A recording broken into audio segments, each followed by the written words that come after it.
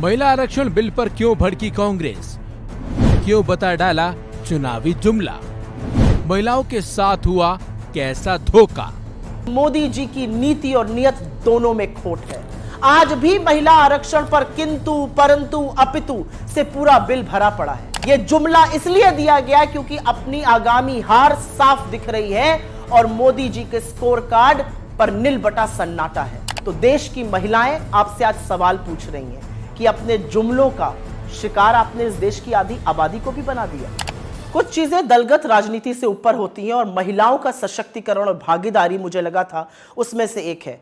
मैं आज इस देश की एक महिला होने के नाते बोलना चाहती हूं, एक वो महिला जो नौकरी करती थी और फिर लगा कि सार्वजनिक जीवन में बदलाव का सबसे सशक्त माध्यम है राजनीति से जुड़ जाना। ऐसा इस देश की बहुत सारी महिलाओं को लगता है। एक आधी आबादी है जिसको यह लगता है कि उनका प्रतिनिधित्व होना चाहिए, उनको आरक्षण मिलना चाहिए। तो जब मोदी सरकार ने विमेंस रिजर्वेशन बिल की, महिला आरक्षण की बात की, तो हम प्रफुल्लित हो उठे। हमें लगा चलो जो काम हमने शुरू किया था, जिसकी ओरिजिनल शिल्पकार यूपीए की सरकार श्रीमती सोनिया गांधी थी, हमने राज्यसभा में बिल पारित कराया था, अब वो क्रियान्वित होगा। लेकिन अब पता चला कि मोदी जी की नीति और नियत दोनों में खोट है। आज भी महिला आरक्षण पर किंतु परंतु अपितु से पूरा बिल भरा पड़ा है।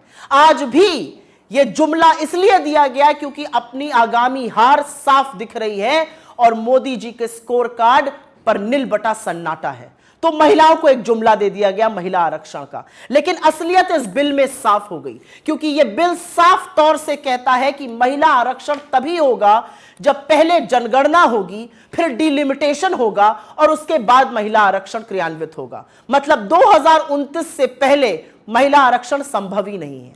जिन लोगों को लग रहा था कि 2024 में 10 साल सत्ता चलाने के बाद मोदी जी एक काम तो अच्छा कर जाएंगे, उनको भी ठग लिया मोदी जी ने। आज इस देश की महिलाएं अपने आप को ठगा महसूस कर रही हैं क्योंकि डिलिमिटेशन, जनगणना होते होते 2029 तक ही यह संभव हो पाएगा।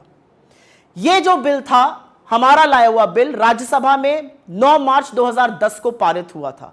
अगर आपकी नीति और नियत साफ होती तो आप उसी बिल को लोकसभा में लाते, बिना कंडीशन के उसको पास कराते और महिला आरक्षण एक रियलिटी बनता। लेकिन असलियत यह है कि आपने महिला आरक्षण के नाम पर भी देश की आधी आबादी को एक जुमला थमा दिया। बहुत कुछ कहने से ज्यादा एक ही चीज कहना चाहती हूं आज। अगर आपकी नीति साफ है तो आपको फिर से जाकर वही काम करना चाहिए जो हमने किया था। किंतु परंतु अपितु हटाइए, महिलाओं के सशक्तिकरण की बात कीजिए। जो दूरदर्शिता राजीव गांधी जी ने दिखाई, आज उसका परिणाम है कि 30 लाख से ज्यादा निर्वाचित लोकल बॉडी इलेक्शंस में 10 लाख से ऊपर महिलाएं हैं। जो दूरदर्शिता और दृढ़ निश्चय सोनिया जी ने और मनमोहन सिंह जी ने दिखाया था, वो एक बार अगर आप दिखाते तो 2024 के चुनावों में महिलाओं की 1/3 भागीदारी होती। लेकिन अब जो आपने किया है वो एक इवेंट था, वो जुमला था। आपको नए सदन में जाना था, एक बड़ा इवेंट करना था और बड़े इवेंट को करने के बाद निकला क्या? खोदा पहाड़ और निकली चूहिया।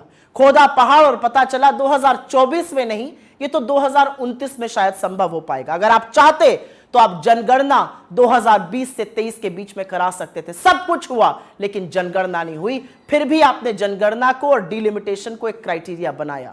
तो देश की महिलाएं आपसे आज सवाल पूछ रही हैं कि अपने जुमलों का शिकार आपने इस देश की आधी आबादी को भी बना दिया।